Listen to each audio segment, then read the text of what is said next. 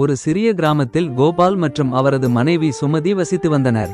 அவர்களுக்கு 2 குழந்தைகள், பெரிய மகன் அரவிந்த் மற்றும் சிறிய மகள் பிரீதி.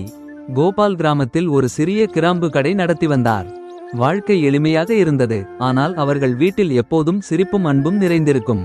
ஒரு நாள் திடீரென பெரிய துயரம் வந்தது.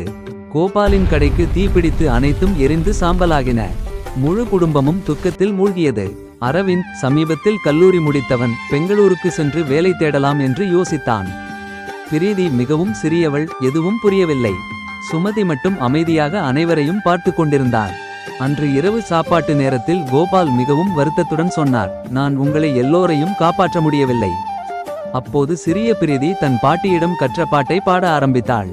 அவளது அப்பாவி மற்றும் இனிய குரலை கேட்டு அனைவரின் கண்களிலும் கண்ணீர் வந்தது. அரவிந்த் சொன்னான், அப்பா, நான் பெங்களூருக்கு போக மாட்டேன்.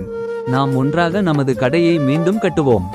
மறுநாள் முதல் முழு குடும்பமும் ஒன்றாக உழைக்கத் தொடங்கியது.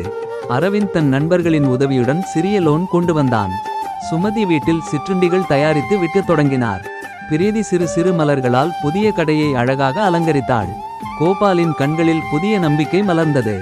6 மாதங்களில் அவர்களின் சிறிய கடை மீண்டும் திறக்கப்பட்டது. ஆனால் இம்முறை அது வெறும் கடை அல்ல, அது குடும்ப அன்பின் கடை ஆகிவிட்டது. கிராமத்து மக்கள் வந்து, இந்த கடையில் ஏதோ ஒரு சிறப்பு இருக்கிறது என்று சொல்லிக் கொண்டிருந்தனர்.